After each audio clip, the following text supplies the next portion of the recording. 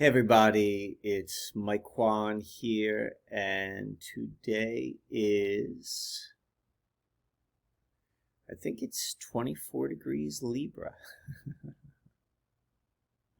You can use the zodiac, 24 degrees Libra in tropical. You can use the zodiac as a day-keeping system. I've been playing around with that. I normally start these talks by giving the Gregorian calendar date, and I just wanted to play around. I've been playing around moving away from that system, just as ways of rethinking how time is measured, because there's a purpose for measuring time, if only for like point of reference. Like I like to say, the date at the beginning of these talks, because if you listen to it in the future, future from when I recorded, just has some point of reference as to what's going on in the world. Unfortunately, I said it in tropical, in a zodiac system, and that doesn't include a year. It's October 21st, I suppose. 2023 for the other folks.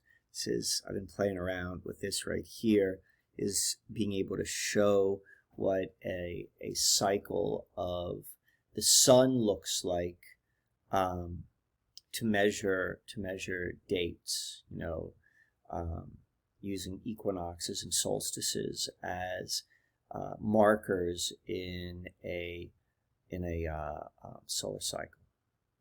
Nonetheless, my friends, that's what I've been up to since I've been down here in St. Petersburg, Florida. I'm in my sister's house, and I'm about 3 weeks into a house sitting stint. Christy and I are down here, and I wanted to touch base. There's some things I'd like to talk about. This is on a personal level. I've been stepping into maybe a new way of being. That's been a theme really for a year or so. Like it's been shifting, and this time down here in Florida is probably going to be a key marker. And the reason why I say that is after this house sitting gig, we don't really have a next place to go. We don't have a house perhaps to live. We have a couple house sitting gigs lined up, but we're stepping into another way of being, and this is being done consciously, as this lifestyle is becoming more self-evident, meaning like it's not so much of a strategy. It's not so much of,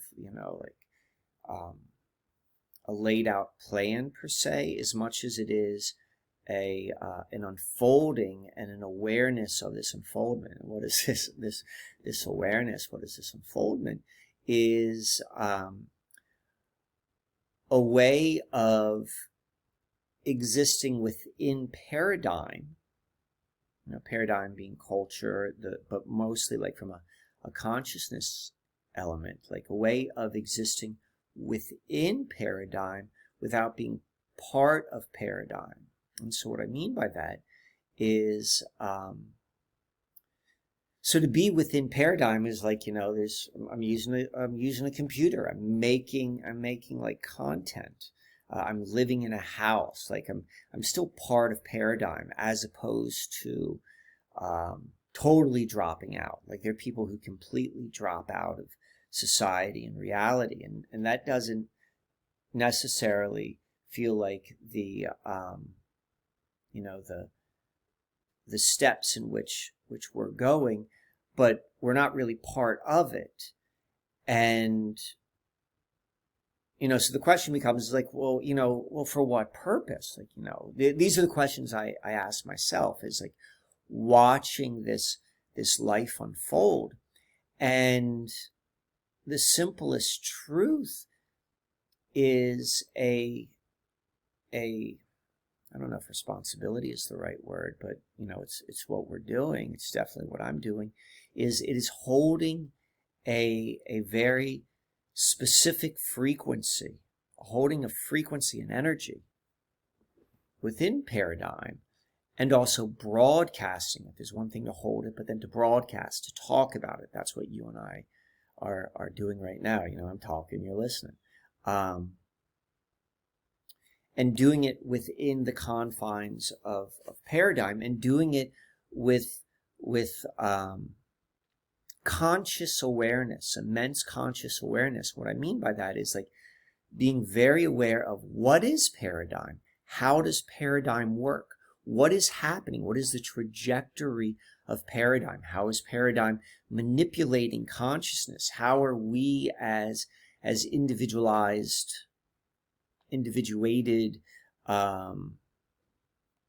beings, self-conscious beings within, you know, the mystery of life, like how is paradigm affecting us and the reality which we are co-creating within paradigm. And so it's not necessarily my personal desire to change anything as much as it is a trust that the change is going to happen. If it's going to happen, it's going to happen naturally, because when someone wants to change something, particularly they're like, I'm going to come in and change that, that is a paradigm mindset. And so to be able to be within paradigm, to hold a frequency, to hold an energy, and to articulate it, to broadcast it, knowing that there will be ripple effects from within it, and that in itself will have effects. It will be, you know, a wrench in the gears, if you will. That seems to be what is happening more and more. So let's go and take a step back to what I said a moment ago. Is like, so what is this being in paradigm and not of it? Like, part of being in paradigm is having a permanent address. Part of being in paradigm is like having a house. Like, you know, there's nothing, the lowest place one can be in paradigm from paradigm value systems is to be quote unquote homeless. And so to embrace a non-permanent resident sort of mentality, but not to fall underneath that, let's say, script of what that looks like within paradigm language. Like, you know, that's kind of what's unfolding. To be nomadic, you know, to find a nomadic lifestyle, which is still healthy, you know, still vibrant within life, within living life with vitality and vibrancy, and being able to move within and without of paradigm. Like that's seemingly what's unfolding. And so to then be able to describe what is occurring, to be able to offer that frequency to other people, like not necessarily to say that you do what we do, but then to get a taste of that as there is a new element being introduced within paradigm. And so I'm going to go somewhere with our presentation today, but I want to start off with talking about that and paradigm, like one of the most, to really understand the situation of being a human being, being within this parasitic paradigm which we find ourselves in, is that the paradigm is self-referencing by nature. That's what it is, and that's why it's so confusing to the majority of human beings in here, because it appears to be true, and all that is because everywhere you look around is a reflection back that says paradigm is it. You know, paradigm is the way to be. Why? Because it's self-reflecting. And then secondly, the way consciousness works, which is consciousness becomes what it forms within. You know, this is why the language which is spoken in the home of the individual as they learn to speak just naturally becomes part of their inner world, their mind. They don't have to learn language through flashcards. They become it. That's how consciousness works. So whatever culture, whatever paradigm, whatever matrix one is born into, that appears to be normal, because that's what the consciousness of the individual forms around. That is the nature of consciousness. It's not a problem of it, but it's also like, that is understood within paradigm. And so by utilizing that understanding of how consciousness works, like, it's real friggin' easy for paradigm to be like self-fueling. All of the people, like, it's like what a parasite does. A parasite makes its host crave what the parasite actually wants. Paradigm makes the hosts, the individuals who live within it, crave the paradigm because their consciousness has been formed in the paradigm, so it's what they know. They want the values of what paradigm is. So anyway. So what is today's talk going to be about?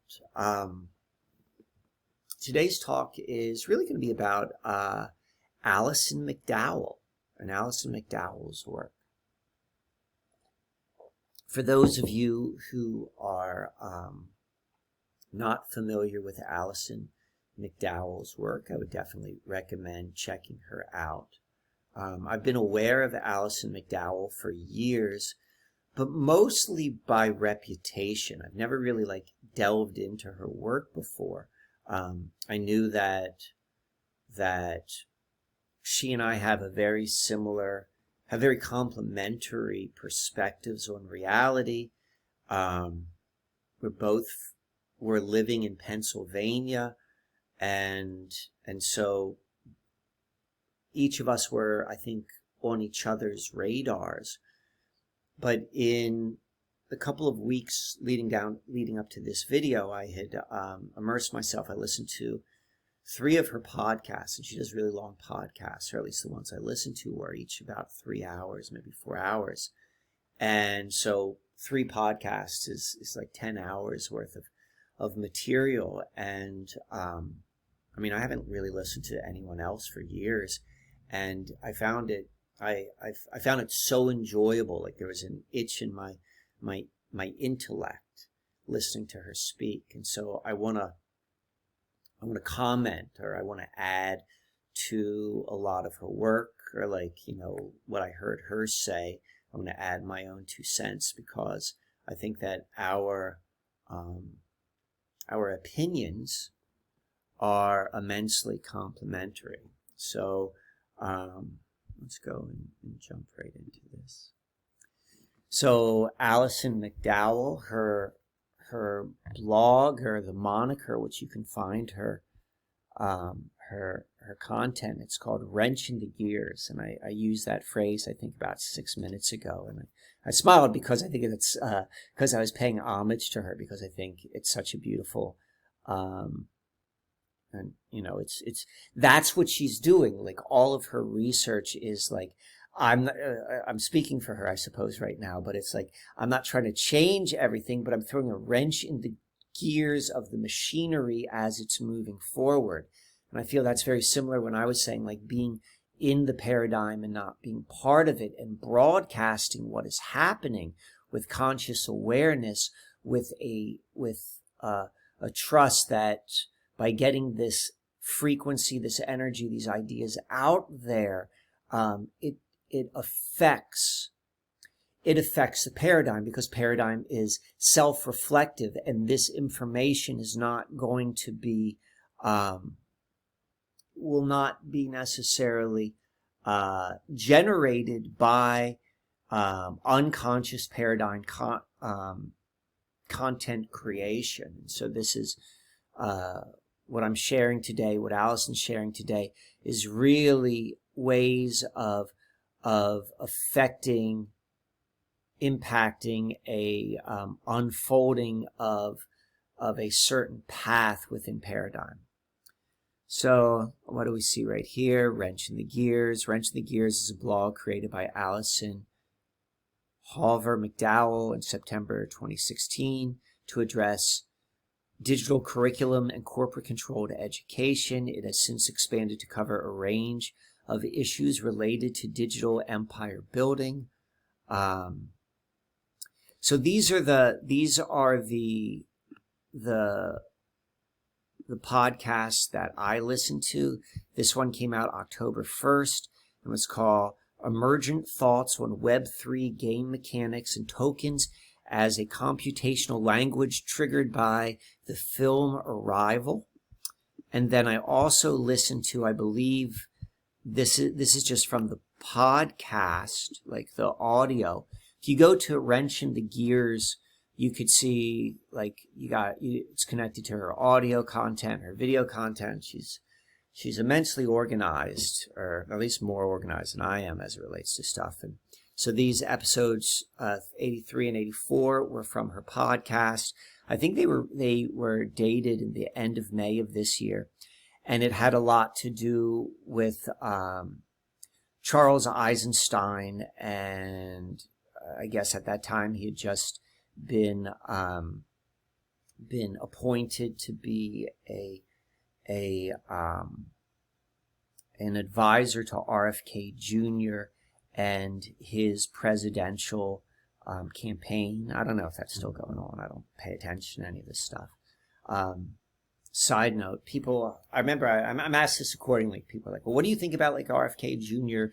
as a president and stuff like that? And what my thought is, and I paint with very, very broad strokes. And like, if it's part of the system, it's part of the system. Like, you know, the system isn't going to change itself. So, and particularly like a family as strong as the Kennedy family, like they are a pillar of our system. So it's like, that's just my thought. If it's part of it, if you see it's part of it, like, even if it sounds good, it's meant to sound good. That's how the system is designed to work, is to divide people into different categories and to, like, you know, funnel those energies into a certain direction. You know, energy being the human being, that is their ultimate byproduct and their human resources, and we're going to funnel that energy. I was particularly interested in this, in the podcast as it relates to Charles Eisenstein, because he used to live in central Pennsylvania. When I first started doing the Susquehanna alchemy stuff, he and I had we'd met I think twice face to face. Once at a mutual friend's house, and Charles he recorded a little interview by me and him. I don't know if anything ever became of that. And then I was once a presenter at an event outside of Harrisburg, Pennsylvania, where he was the mainline speaker. I was kind of like one of the opening acts, and I was presenting on Susquehanna Mystery, and so we overlap that way. Allison in these talks, she's a freaking ball buster. I like Allison a lot. I like her. I like her way, and she was pointing out contradictions within Charles Eisenstein, like how he's talking out of both sides of his mouth, specifically his sacred economics mouth, left side, and then also being very critical of the measuring and the blockchaining of all of reality, saying that was a bad thing, while at the same time being completely immersed with the people and the entities and the organizations that are trying to do such a thing. So my take of Charles Eisenstein was, well, I mean, it doesn't matter what my opinion is. It's like, you know, that's, you go and you figure this, your own opinions. Anyway, listen, what I'm going to be talking about now is kind of be a response to a couple of the things which I heard her talk about in this 10 hours worth of content which I listen to. And if you have not listened to Allison before, she is fast. She speaks very, very, very fast, and she is very, very knowledgeable. And so it can be overwhelming for people. Particularly, she's very knowledgeable on technology. And I think the typical person is not that knowledgeable with technology, particularly like cutting edge technology. So perhaps it's hard to follow. She made reference to that in one of somewhere within in what I had heard her speak about. And she said that she has received feedback from her listeners that even though they may not understand specifically what she's talking about, the authenticity in her voice and meaning like she believes in what she's talking about, and just the passion which she brings, like that seems to act as a band-aid for maybe some of the details which people don't understand. That seems to be part of, I think, for some of the listeners of Allison's work, is like maybe not necessarily getting into maybe some of the details behind some of the technology. Because if you were to listen to her, you'd need to pause a lot and then go and do research to see what she's talking about, to then go and listen. So like a 3-hour podcast could theoretically take like 6 hours or 10 hours, which isn't a bad thing. It's just a lot of time, but you'll become very, very knowledgeable. She talks about technology in areas which I talk about technology, and I tend to paint with a very, very broad strokes, and she has very, very fine strokes. So it was helpful for me to hear her talk, because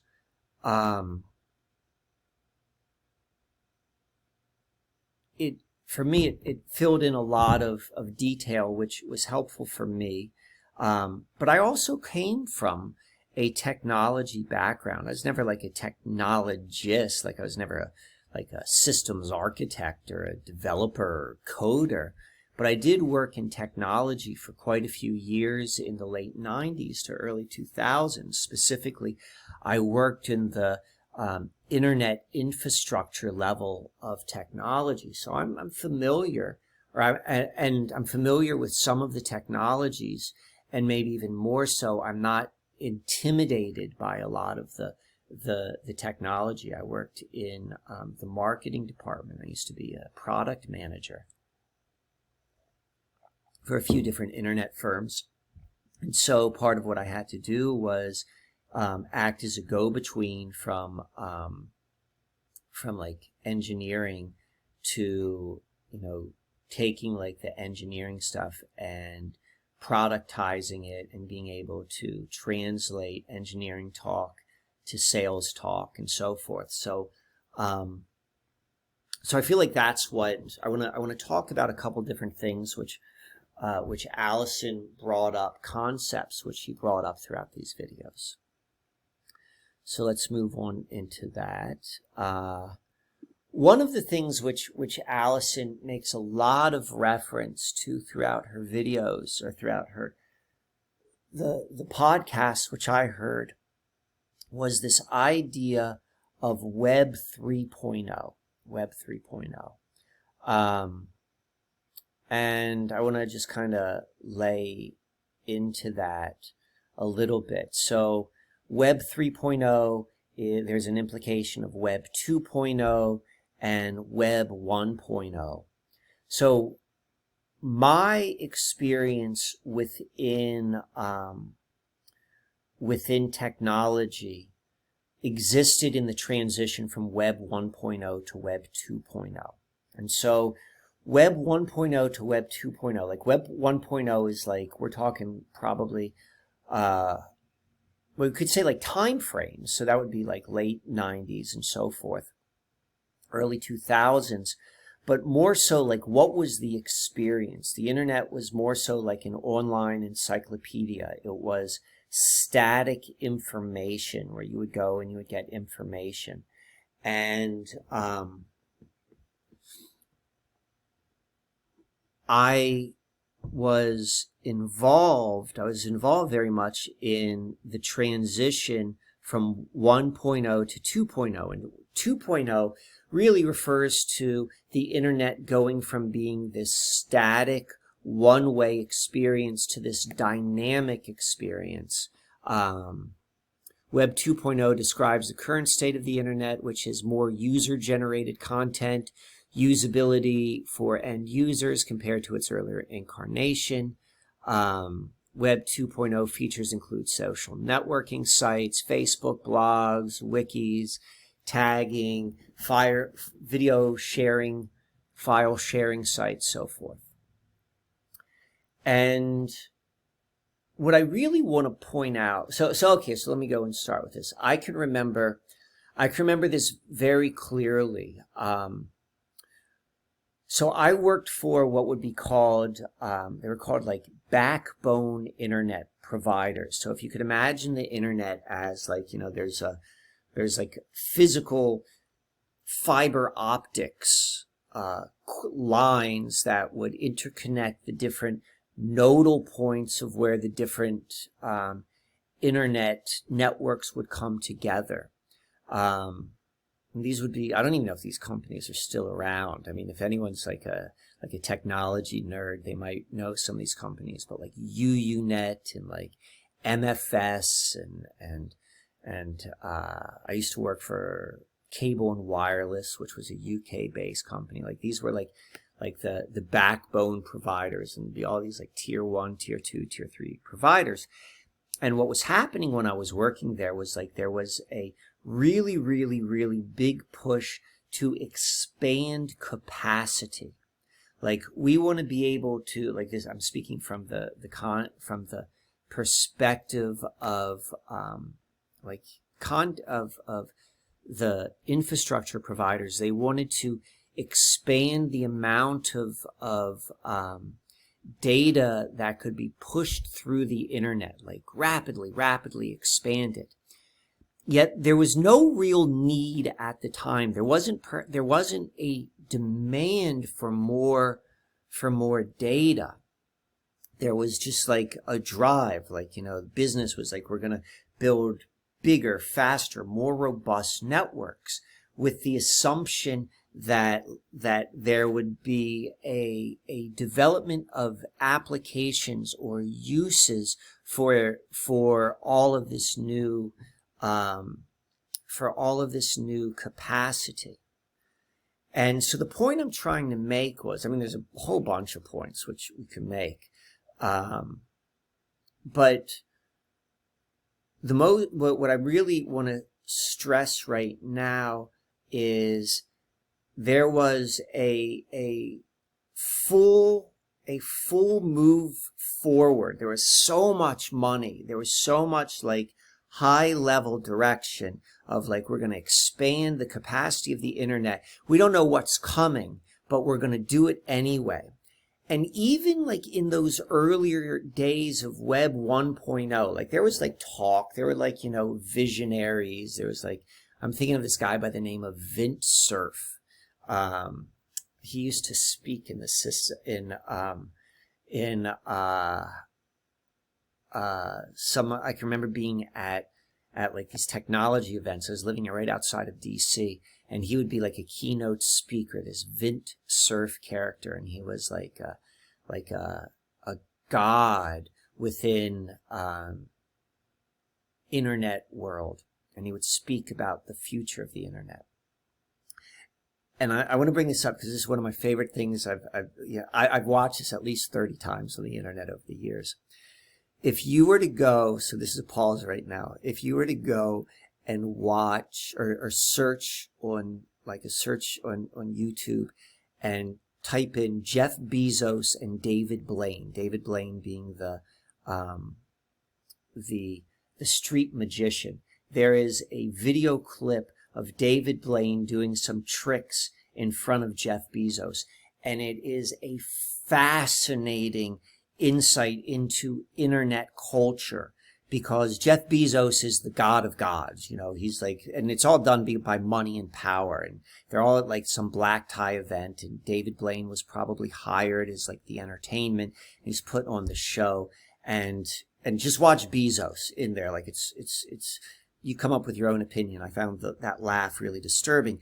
But you will also see in that video this guy, Vint Cerf, and he's got a Nehru jacket on it, and his voice is really nasally. I found it quite annoying, but just like to get an idea of the mindset of these people. So Vint Cerf was like a god. That video was probably, if I were to guess, like 2014, 2015. I was aware of Vint Cerf like this being like 1999 to 2003, 2004. And they're talking about what is to come. And they're even describing like this is what the internet is becoming. And where I'm going with all of this is, even with those pictures that were painted in our minds in Web 1.0, like we would have never been able to imagine like the state of the internet now. Not exactly like what the internet does, but its influence on the day-to-day psychological and literal lives of everyday people. Like what social media has done, what smartphone technology has done, the ubiquitousness of high-speed internet access, about how it has completely changed the way people live their lives. And lives are so integrated and emerged with the internet. We could not imagine that 20 years ago, even if we had some sort of clue as to like what people would be doing with the internet. So all of that being said is like, well, that's Web 3.0. Web 3.0 is, I mean, here it says Web 3.0 encourages the development of smart applications enabled by the use of ML. I don't know what ML means. And AI characteristics. But really what Web 3.0 is blockchain or distributed ledger technology, which is more or less like these creating permanent distributed databases at the same time as every single thing that can be not even so much digitized, like could be connected, like the Internet of Things. Like it's this relationship of everything being part of the Internet of Things, like, you know, whether it's your appliances, whether it is like what you're planting in your backyard, whether it is like everything that can be connected and measured is, and there is a permanent record of that. We can understand that conceptually right now. This is what Web 3.0, like when they're, particularly what Allison talks about, like what she does so nicely is she's saying how being built into the infrastructure of what is the internet. So I was talking about the infrastructure of the internet like in the late 90s, early 2000s being like fiber optic networks. Like where we are now is like what they would call higher up in the OSI stack. What is being built into it is, you know, this blockchain technology where there's what they're calling smart contracts, like literally built into the fabric of the internet, where everything is measured and it is permanently measured and it is consistent across the board.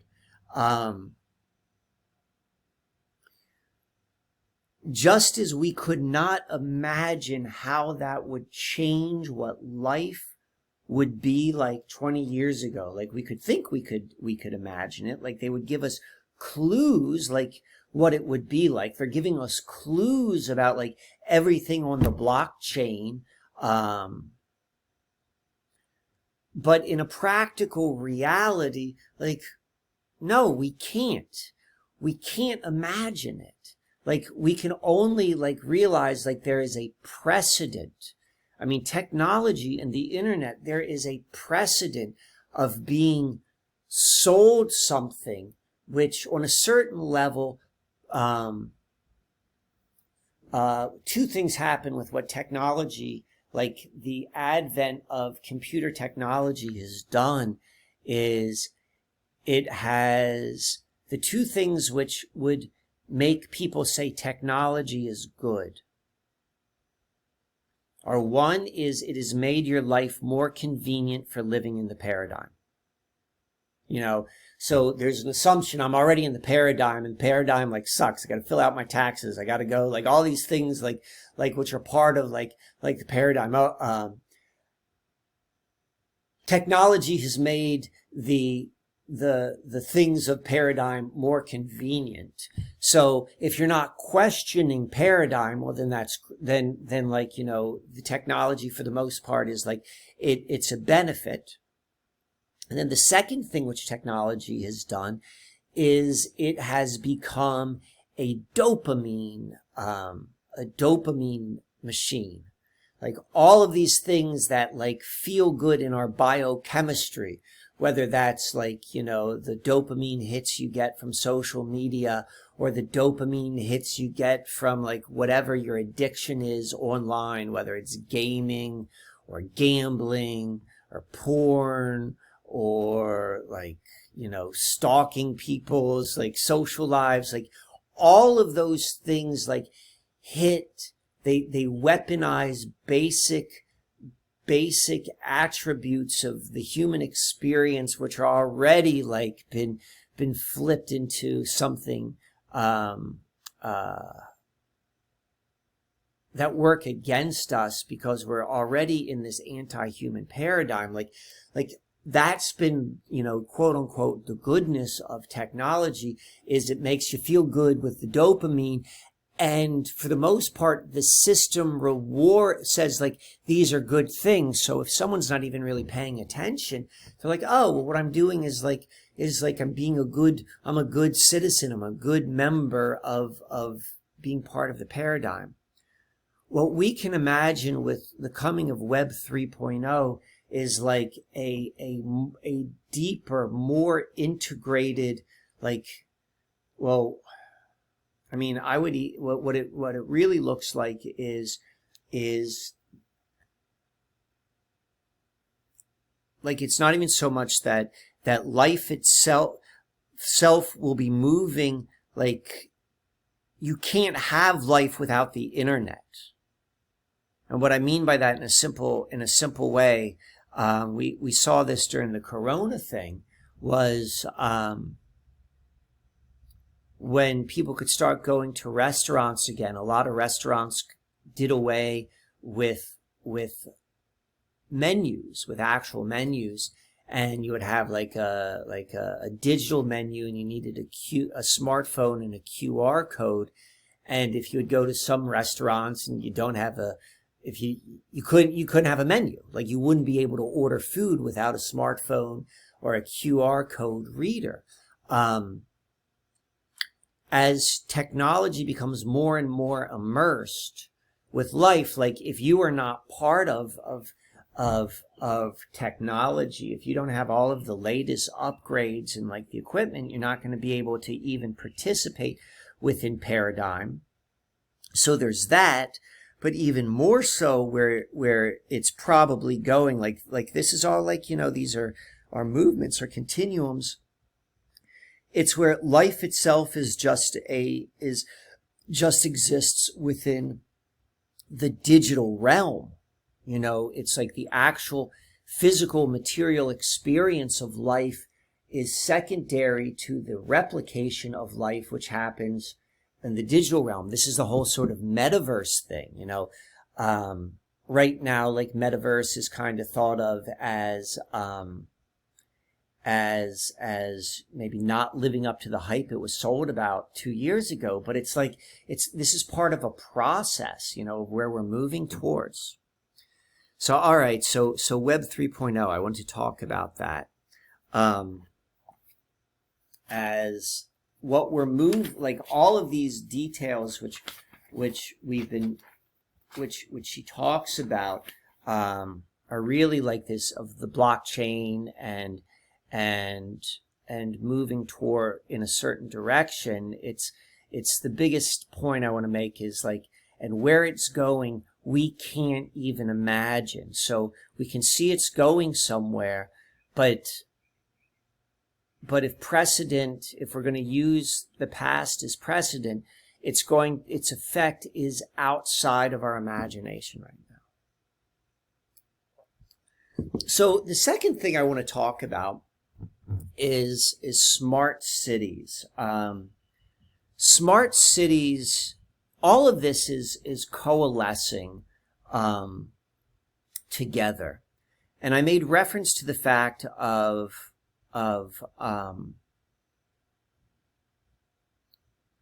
where, the Web 3.0 moving towards the actual life experience occurs just purely on the digital level, your avatar, your NFT assets, like all of that, all of those are more significant to the life experience than the actual physical life experience.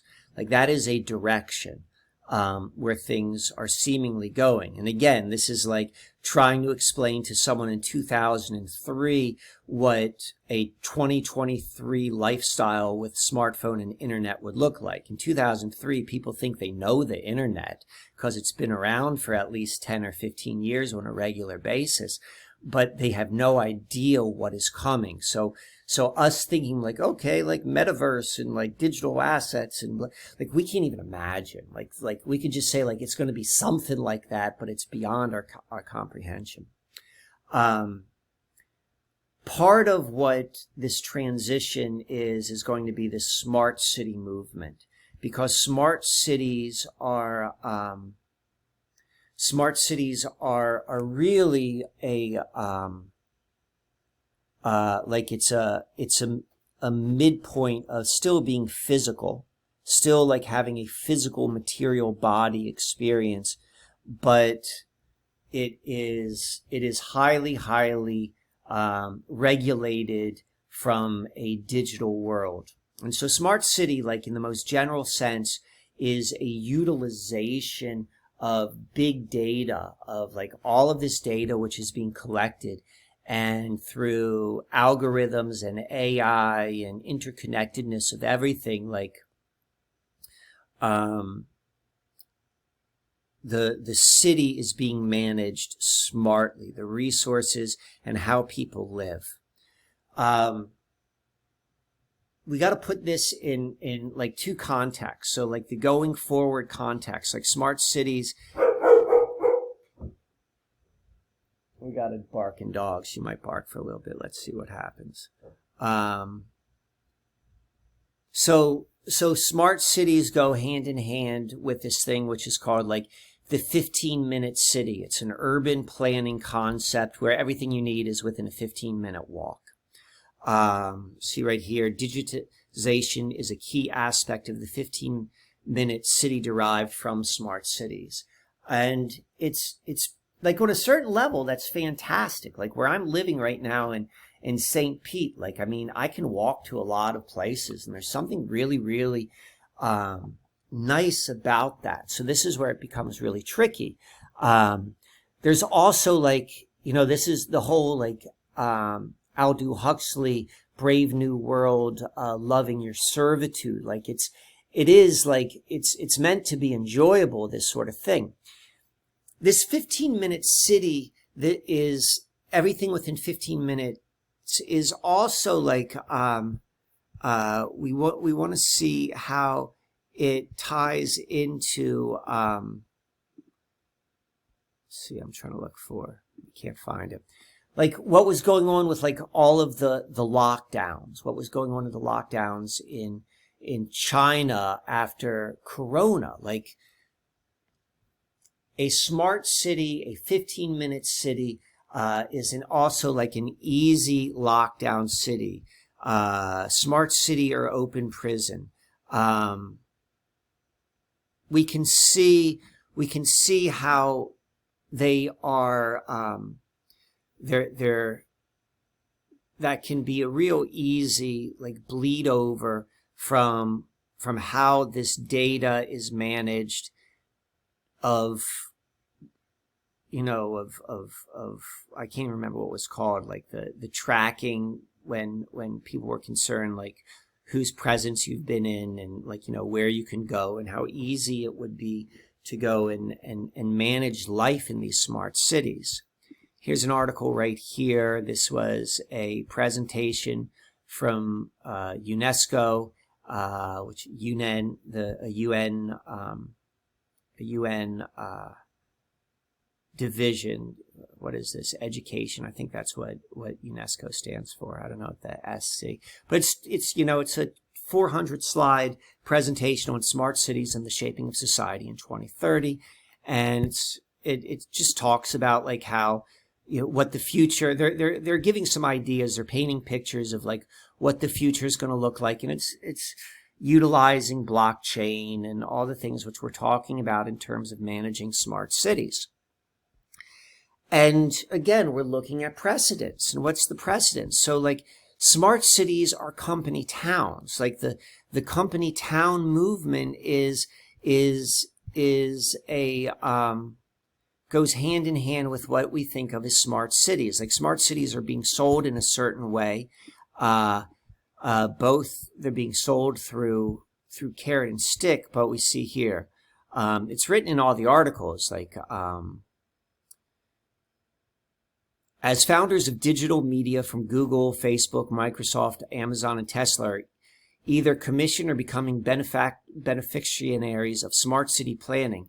However, there is evidence that such imperiousness is increasingly countered by an emergent democratic critique of these new model villages or company towns. So we're linking company towns with smart city. Smart city, company town. Silicon Valley imperialists create new model villages as smart cities.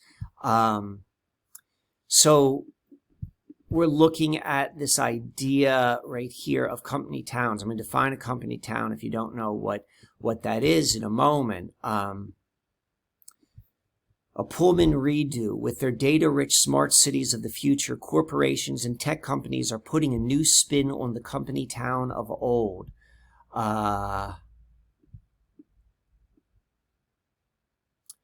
Making of the American Workforce examines what comes next. Published in conjunction with the 2014 Strike Centennial. 8 essays probe the legacy of Ludlow at the Rockefeller-controlled Colorado Fuel and Iron Company and John D. Rockefeller Jr.'s influence on welfare capitalism. Rockefeller's Industrial Relations Plan Combined and Employee Representation Plan, ERP, or company unions, with sociological programs intended to Americanize an ethically diverse workforce through the YMCA, sports, and other community programs. I'm going to explain a lot of this in a moment. John D. Rockefeller, absentee owner of Colorado Fuel and Iron, went to many company towns to introduce the Rockefeller plan. Okay. So let's just keep in mind, I'm assuming if you're watching this, you're familiar with your history. You know that UNESCO, the UN, is the UN has always been the UN was established by the Rockefellers. The Rockefellers gave, I thought I had it up here. Oh, here we go. The The Rockefeller Foundation and the transition from the League of Nations to the UN, 1939. The Rockefeller Foundation played an important role in the transition from the League of Nations to the United Nations. The United Nations is a Rockefeller organization from the very beginning. Rockefeller donated the site for the UN headquarters in December 21st. Like, the UN and Rockefeller has always been hand in hand. The UN and smart cities hand in hand. I find this such a fascinating presentation, is the continuity of these elite families, primarily the Mellons of Pittsburgh and the Rockefellers, of controlling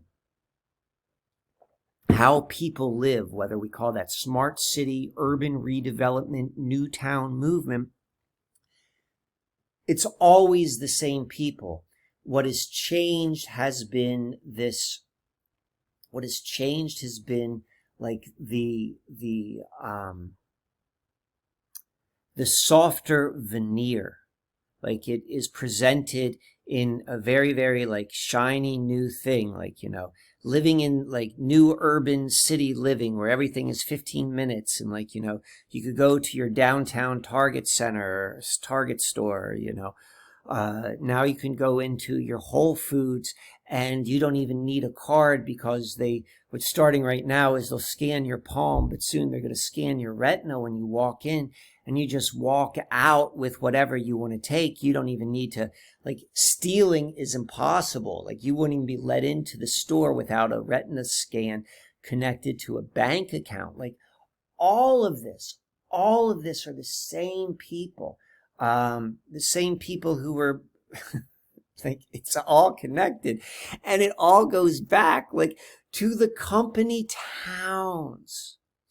So the company towns are like, they're usually thought of in the 1800s, even earlier than that, the 1700s, of these coal mining towns, which were owned primarily by the Rockefellers.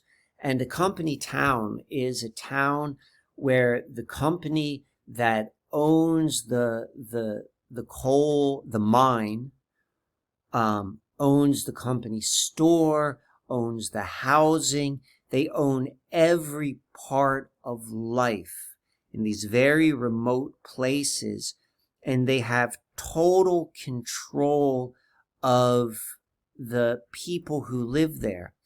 And they are, you know, they understand the economics. This goes back to Malthusian economics and the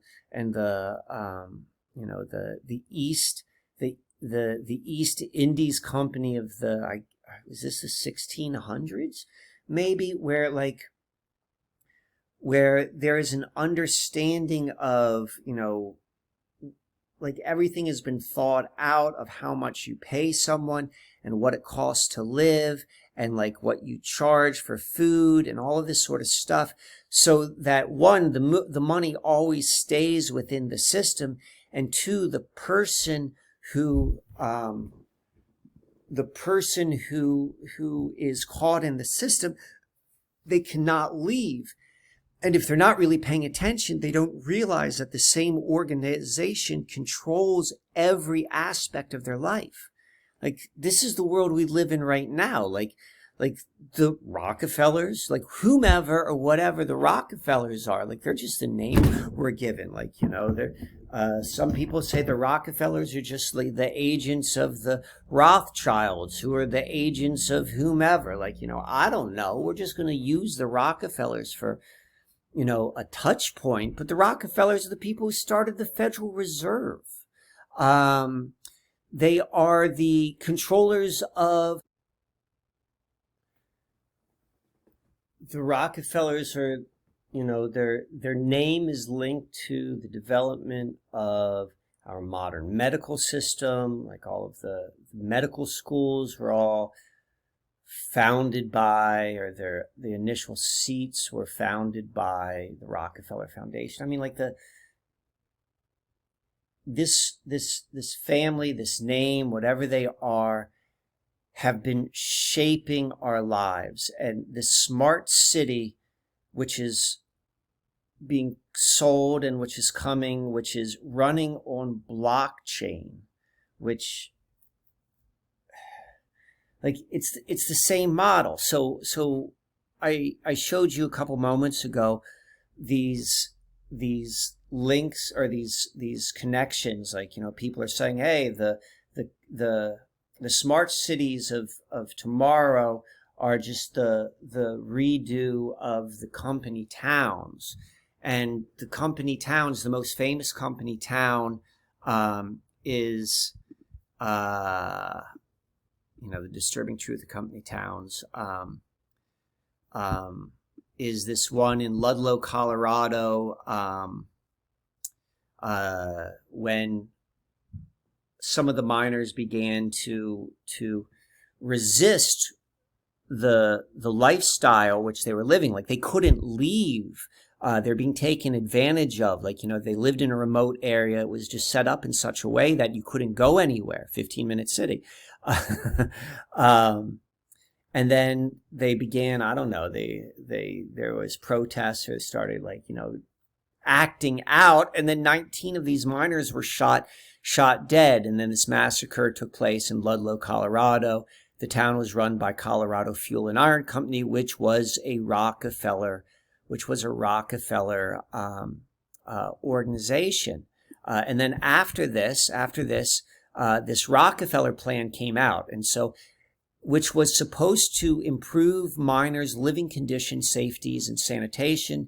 It ultimately failed, as historian McClurg demonstrates, became less and less a method of sharing decision-making with the miner, and more a means which the will of the employer could be imposed without incurring the penalties of open industrial warfare.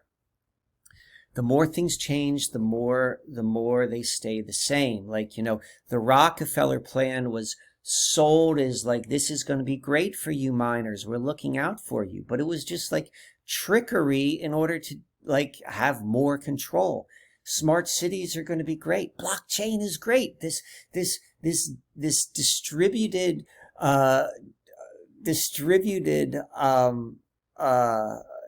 database ledger system is going to be great. All these sort of things. Come and get your cryptocurrency. Do all of this. It's like, it's the same thing.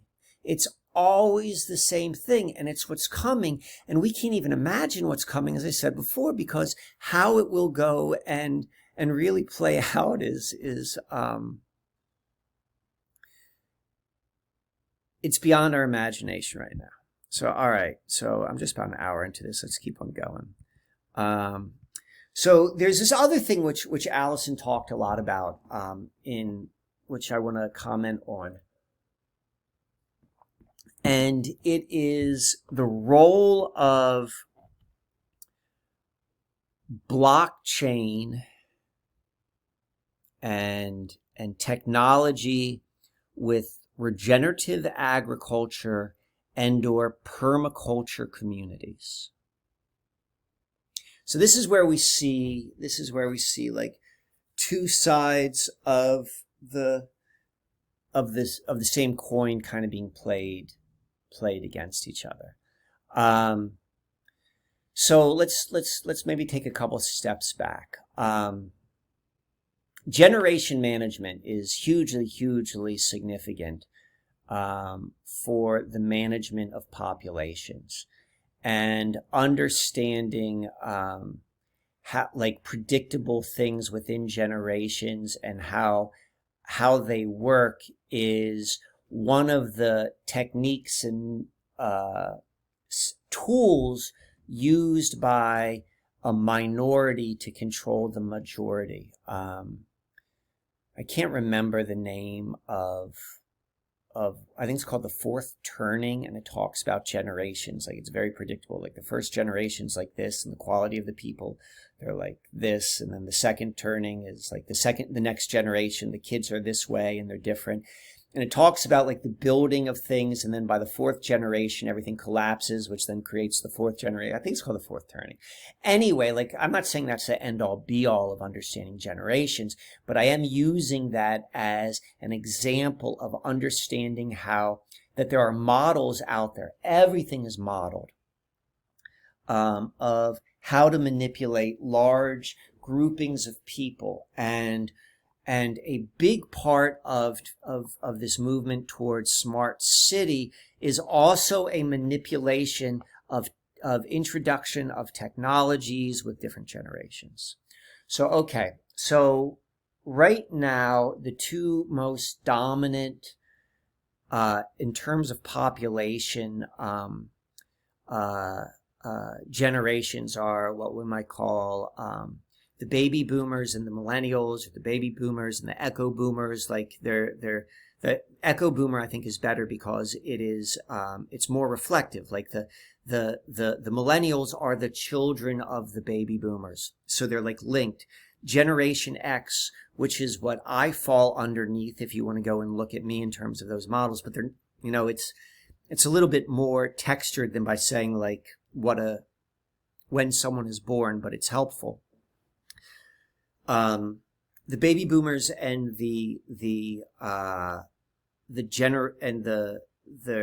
echo boomers, the millennials, have been played against each other, and they're like always arguing, and the millennials are like, oh, you baby boomers, like we're inheriting all of your shit.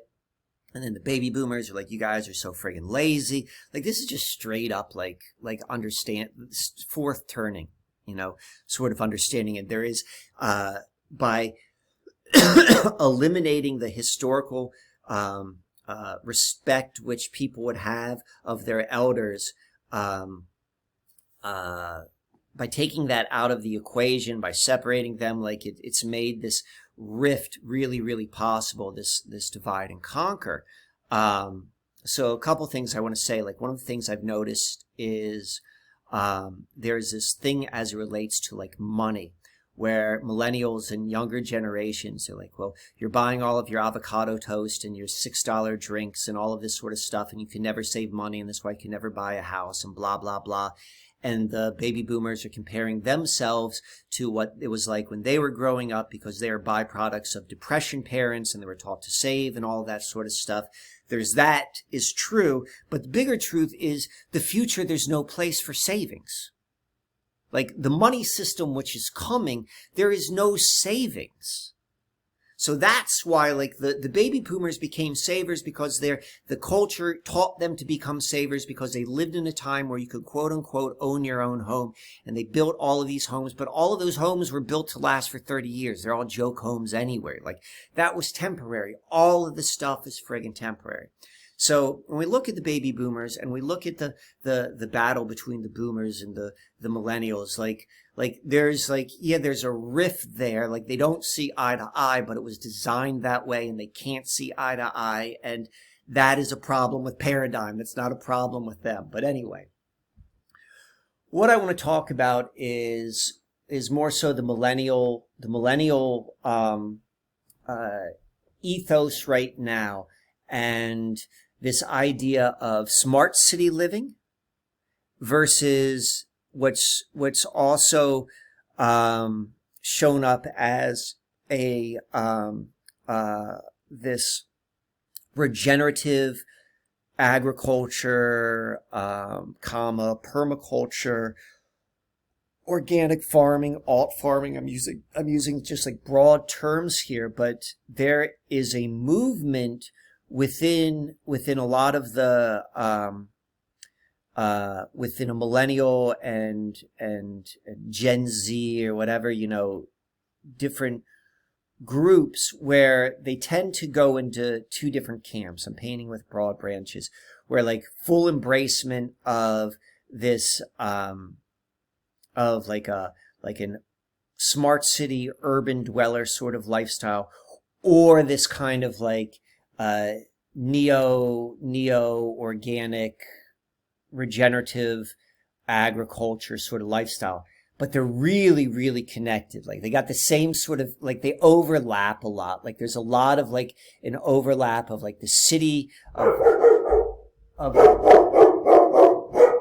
you got some barking. There's an overlap of the city living and the values of really, like in the city, there's a value of like craft, all things craft, like farm to table sort of food and the best food and like craft beers and like, you know, a lot of the things that the urban folks are, the urban millennials, Gen Zs, Ys, what have you, are valuing, are connected to the regenerative farmer sort of value system and ethos, and they're very complementary.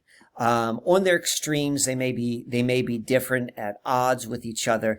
But if you look at it from a sociological perspective, which the controllers do, it's the same, or you can see the connectedness. Okay, so where am I going with this? So Allison was talking a lot in these videos of the role of blockchain and the emergent technology in the regenerative agricultural community. And so you're gonna what's happening is there's a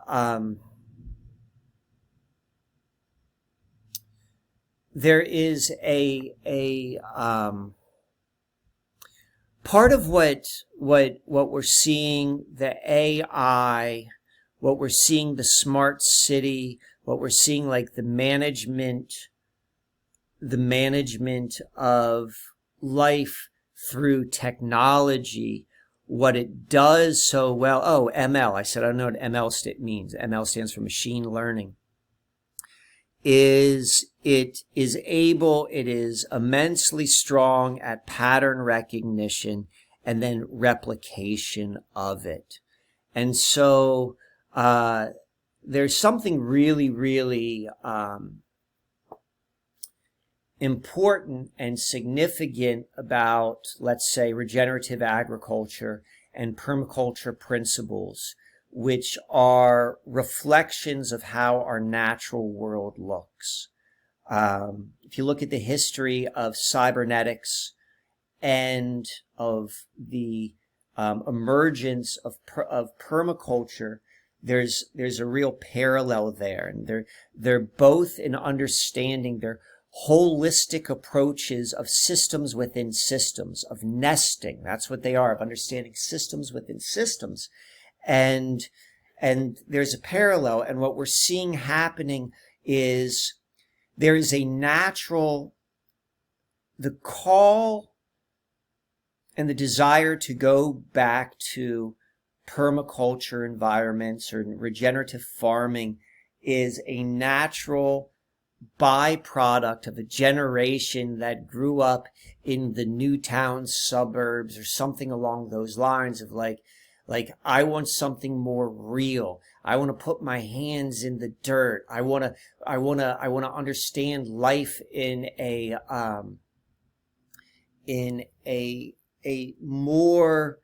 more integrated way, and I'm gonna problem solve. I'm literally doing machine learning.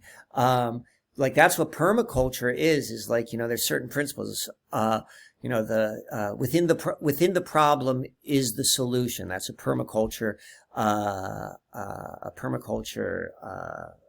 principle in terms of understanding, like when you look at a piece of land where there might be problems with like water, with where the water is flowing or some forth, understanding where energy flows and all of these sort of things. These are techniques used within managing society, within managing networks. Like there's these truths which machine learning is doing. And what is happening with the advent, it's not just a movement. Like if we look at the 1960s there, and primarily actually more the 70s. So the baby boomers, they went through the 1960s, And then after like really the 1960s went through, in my opinion, their satanic rituals of Manson and is it Altmuth? I can't remember what it's called. It was where the Hells Angels killed the guy at the Rolling Stones concert and was captured on film by young filmmaker George Lucas. Like, you know, that's our story. You know, those were all these rituals, like,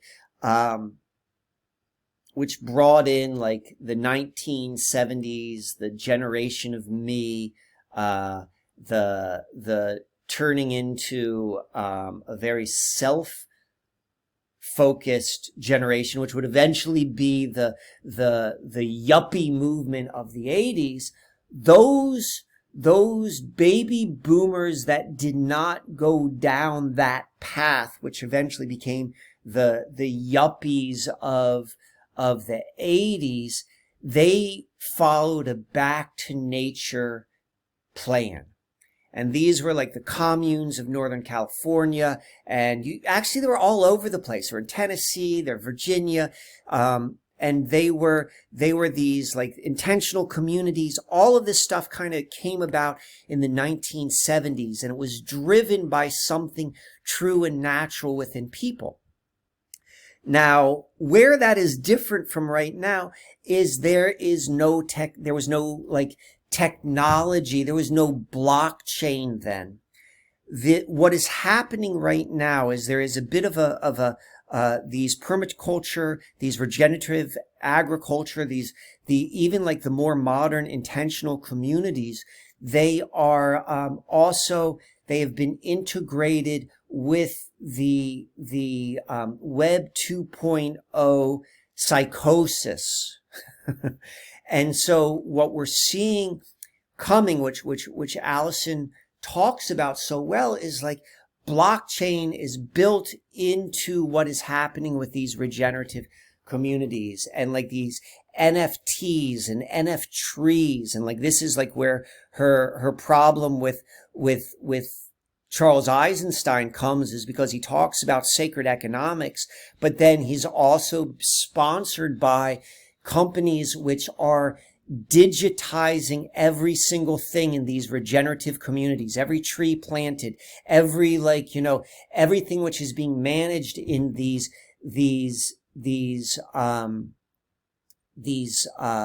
earth keepers, because that's what the regenerative communities are.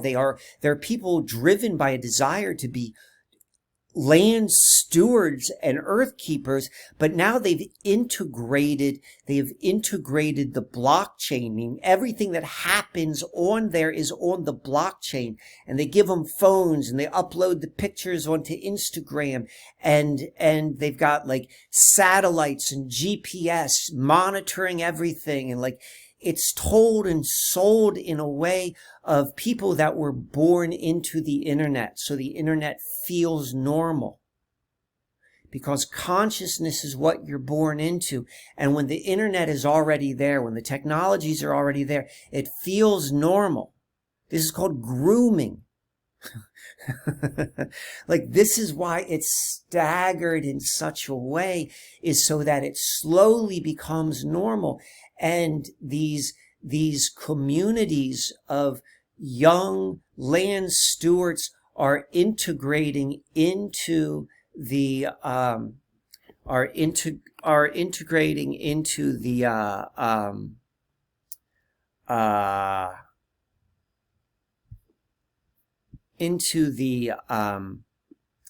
this earth stewarded way of life and mentality, is like it is built right into the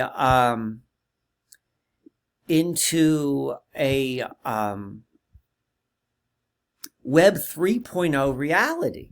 An NFT is like, it's a one-of-a-kind digital asset which exists in the future of in like on a blockchain of like this NFT is a non-duplicated asset which only has value on the NFT or in the blockchain world.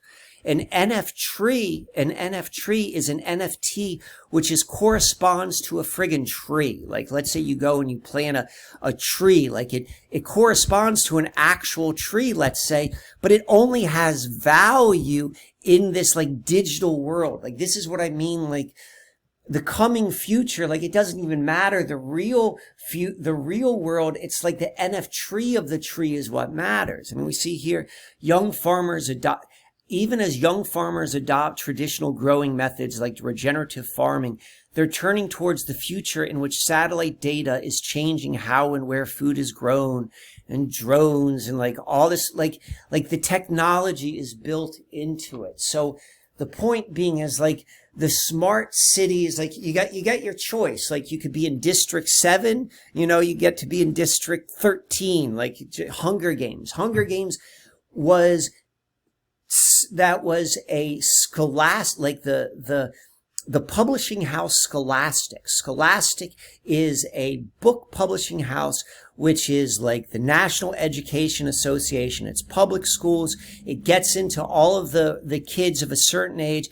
And it was like the Hunger Games was written for a generation to have some understanding of the future.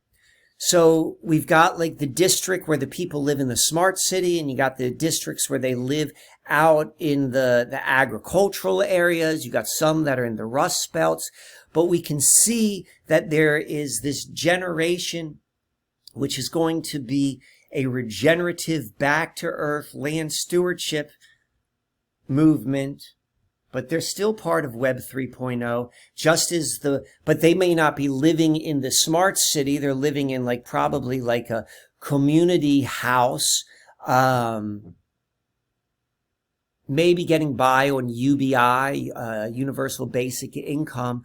But they're linked up with their smart city brothers and sisters. That's what we have coming.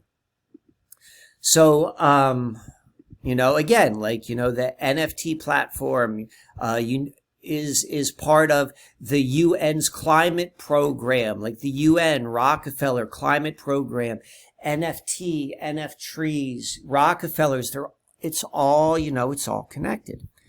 So then the last thing, which I really want to point out, which Allison brought up, was like, what is this? Is there a bigger game which is going on? Is there something happening which is even greater than just simply like the control of humanity? Like, is there something more than just like a psychopath or a control freak's desire to like influence and control all people? Is there something else going on?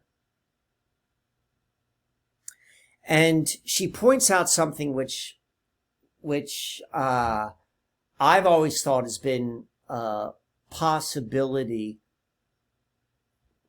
if not the way things work, for a long time. And it's what we're doing is actually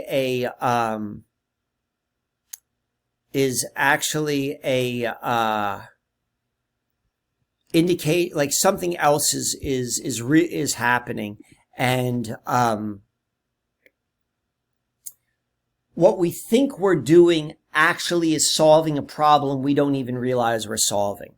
And so this idea had been, I talked about Hunger Games. This idea had been introduced in the book Ender's Game. Ender's Game is a science fiction book which came out in the 80s. And it, like Hunger's Game, which like won all of these awards. And so awards are important because that means that it encourages people like librarians to say like, go and read this book. It won this award. And Ender's Game was the same thing. It won a whole bunch of like science fiction awards in the 80s.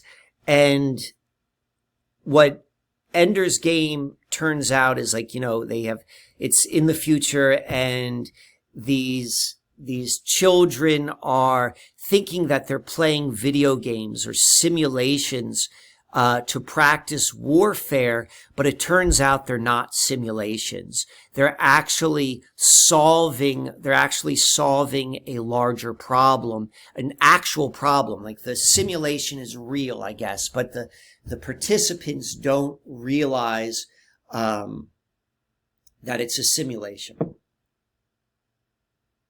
So before I get into why that's an important concept, I want to say this, that Ender's Game was written by the great-great-great-grandson of Brigham Young of the Latter-day Saints Church, or Mormonism.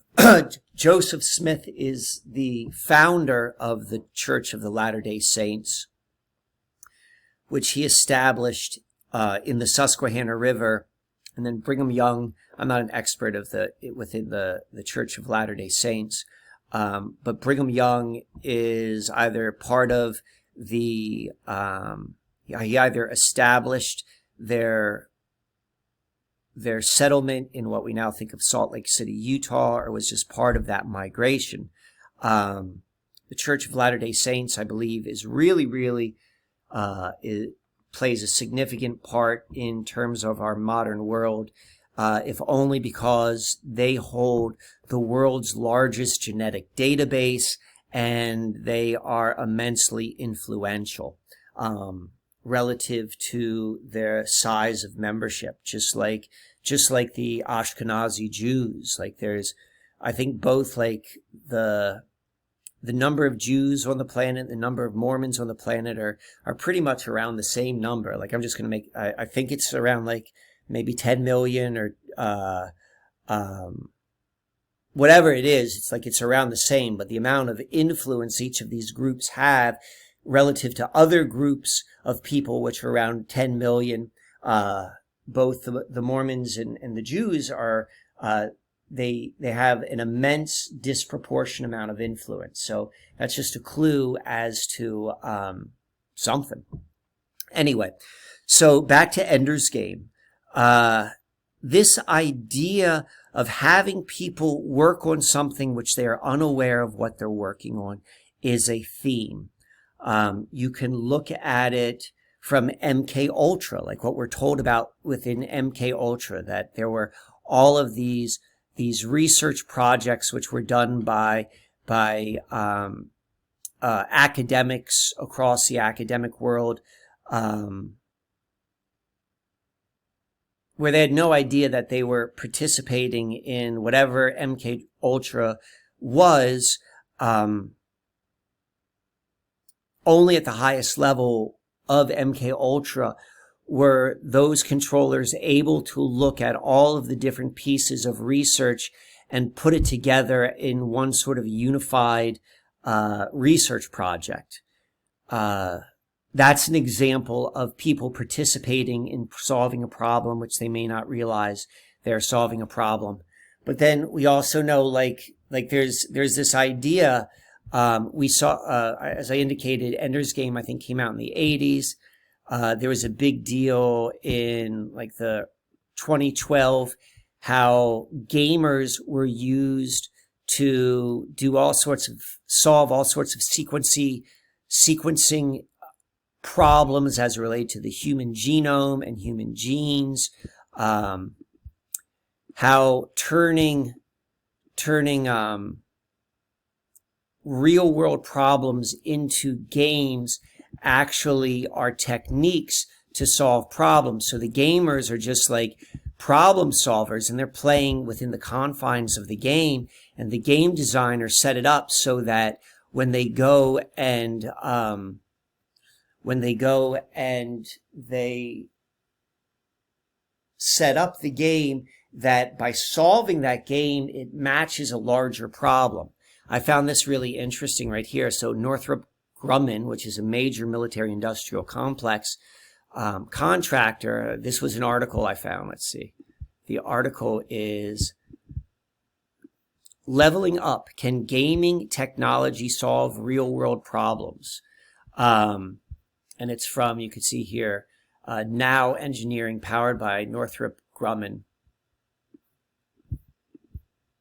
at the very end of the article. It's talking basically about like the importance of games and gaming in terms of for this military industrial complex contractor, figuring out all sorts of gaming scenarios. It says right here, games are fun, but they're also functional. Gaming technology has practical applications in everything from military strategy to heads-up displays and medical research. And then here, they're after this article, they're looking to find people who are going to become like, their next programmers or gamers to solving their problems.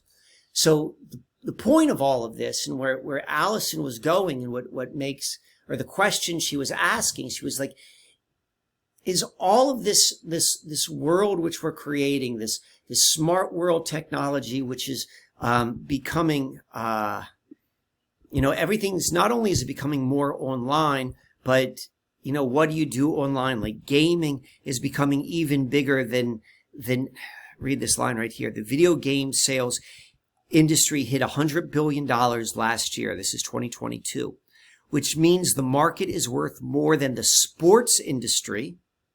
So that's all the sports, which is 75 billion, and the global film industry, 100 billion.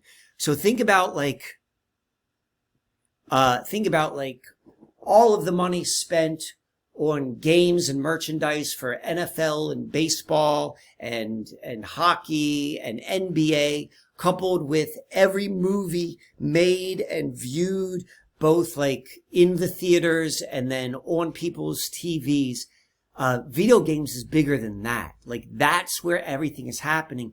These games are for the purpose of perhaps something even greater than we can imagine. So I guess that's where I want to begin to wrap this up.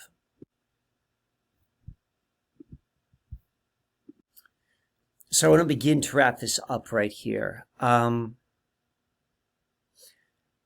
began this talk about this recording about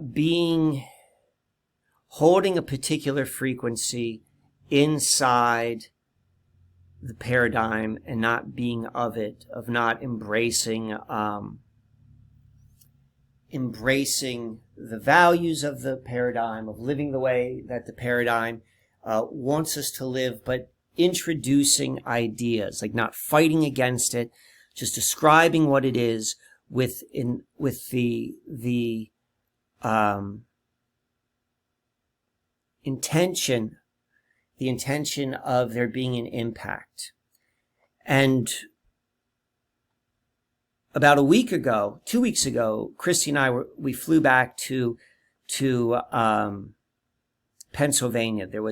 There was a wedding which we were invited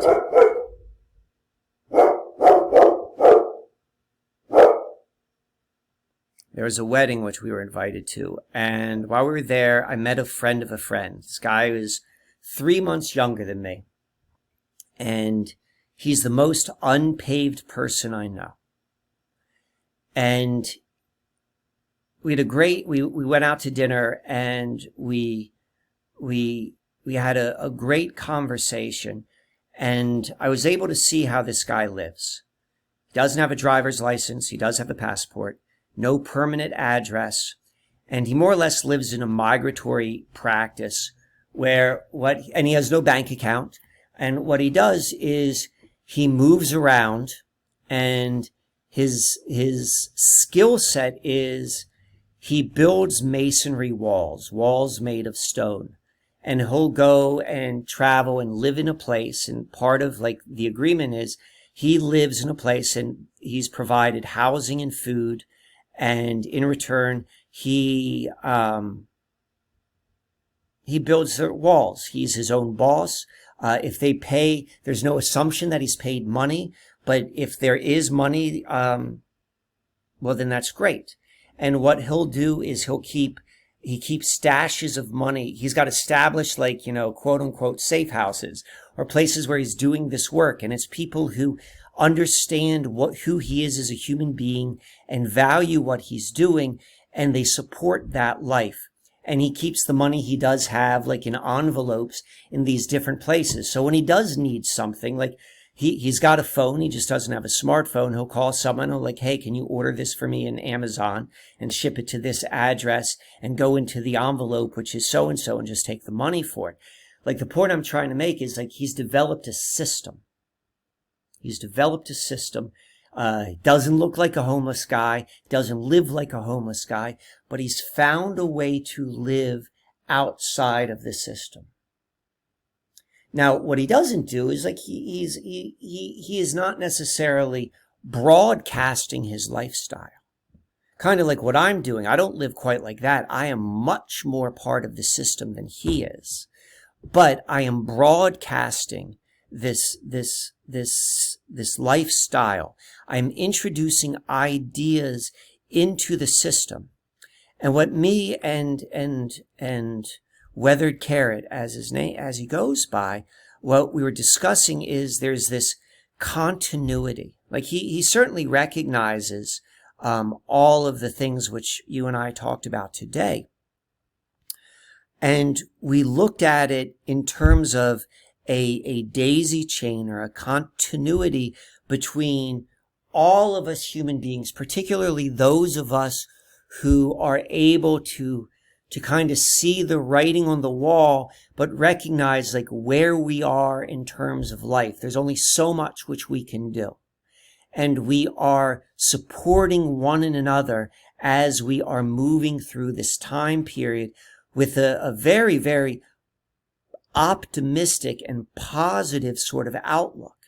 Whereas Weathered Carrot gives me inspiration and know-how as I begin to take more of a lifestyle like that. I'm able to share his story, if you will, to a broader audience.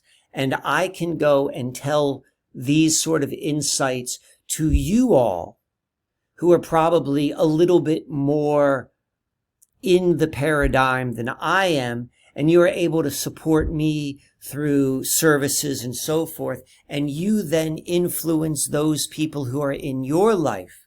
And so this is what we're seeing happening inside the system of paradigm as we become more and more aware of what's happening. So it's with that, my friends, I'm wrapping this up, holding this energy, holding this frequency, and broadcasting it within the paradigm, but not part of the paradigm. I need your support in order to continue to do that. The ways which you can support are, one, you could, people you think would be interested in this, you could always share this stuff. You could go to Linktree. I don't even have a website anymore, but I do use Linktree. And from Linktree, you could go and you could have a natural astrology session, whereas I begin to align consciousness outside of time, outside of a concept of time, outside of paradigm false time. This has immense impact within one's own consciousness. We can book one of those. We can go one-time gifts. I'm always grateful of that. Mine and Christie's, we've got 3 more weeks here. And so any sort of assistance which you guys can send is very helpful. You can go and support me on Subscribestar. Enough people who do just like $5 a month, that enables us to move around. And Christy just started her own Patreon. She's got a whole bunch of stuff which is very different than mine, which might be, and she puts out a different type of content than me. That might be very helpful. So any type of help, greatly appreciate it as we continue to move forward. Again, go check out Allison McDowell. Check out her work. It's her stuff is fantastic. I learned so much from her, and at the end of the day, it's us together which are moving through this, where we find the support and strength, and not individually. Take good care, and until the next one of these, this is Mike Kwan.